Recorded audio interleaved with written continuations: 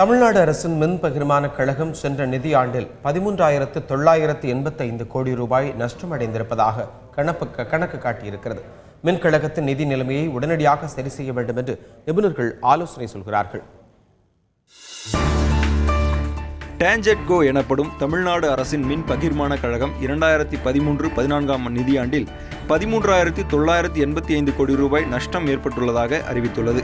வரும் பிப்ரவரி 15ஆம் தேதியிலிருந்து மே 15ஆம் தேதி வரைக்கும் 3 மாதங்கள் மாநிலத்தின் மின்சார தேவை அதிகமாகும் என்றும் எதிர்பார்க்கப்படுகிறது.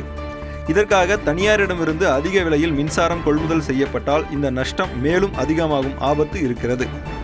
ஒரு யூனிட்டு 14 ரூபா கொடுத்து வாங்குறாங்க. நான் கேள்விப்பட்டேன் சில இடத்துல இருந்து அவங்க 20 ரூபா 22 ரூபா கொடுத்து கூட வாங்குறாங்க. அது தவிர்க்க வேண்டிய ஒன்று. எப்படி பவரை வாங்குகிறோங்கிறது, பொருள்களை எப்படி வாங்குகிறோமோ, குறைஞ்ச விலைக்கு வாங்கணுமோ அதே மாதிரி அக்குறையுடன் வாங்கினா நிறைய நஷ்டத்தை குறைக்கலாம். அதே போல் இங்கே மின்தடை இருந்தாலே உங்களுக்கு வருமானம் குறையும். மின்தடையை குறைக்கணும், அப்புறம் டிரான்ஸ்ஃபார்மர் மெயின்டெனன்ஸ் எல்லாம் இம்ப்ரூவ் பண்ணணும். இந்த மாதிரி நிர்வாக சீர்திருத்தங்கள் நிறையா பண்ணால் ஒரு அட்லீஸ்ட் ஒரு ஆண்டுலேயாவது இந்த நஷ்டம் இல்லாமல், லாபமோ நஷ்டமோ இல்லாமல், நஷ்டம் ஜீரோங்கிற அளவுக்கு அவங்க கொண்டாடுறது ரொம்ப ரொம்ப முக்கியம். அதற்கான நடவடிக்கைகளை அவங்க எடுத்தால் தான் நாம் நல்லா இருக்க முடியும். மின்சாரம் தடையின்றி நமக்கு கிடைக்கிறதுக்கு. நான் இருந்தபோது 1999 நஷ்டம் இல்லாமல் லாபம் டிக்ளேர் பண்ணியிருக்கேன். 10 வருஷம் இவ்வளவு நஷ்டம் ஆகி 50,000 60,000 கோடிங்கிறாங்க.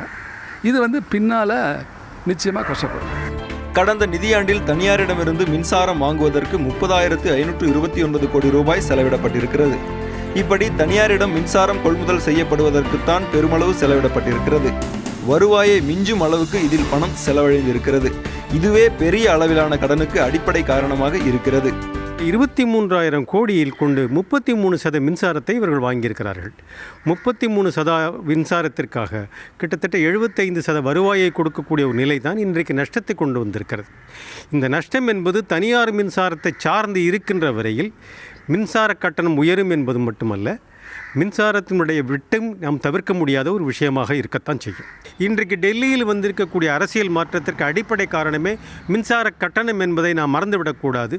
இது எதிர்காலத்தில் வேறு இடத்திலும் பிரதிபலிக்கும் என்பதை அரசியலாரும் நிர்வாகிகளும் நிச்சயமாக கவனத்தில் கொள்ள வேண்டும். தமிழ்நாடு மின்சார வாரியம் இந்த நிலைமையை சமாளிக்க விரிவான திட்டம் வைத்திருக்கிறது. தமிழ்நாடு அரசு வழங்கும் மானியம் 2,000 கோடி ரூபாய், மின் கட்டணம் மூலம் வரும் 6,000 கோடி ரூபாய் ஆகியவை ஒருபுறம் கை கொடுக்கும். மத்திய அரசு மின் நிறுவனங்களுக்கு 2018 வரை வழங்கும் மீட்பு நிதியும் மின் பகிர்மான கழகத்தினை மீட்டெடுக்க கை கொடுக்கும் என்று அதிகாரிகள் சொல்கிறார்கள்.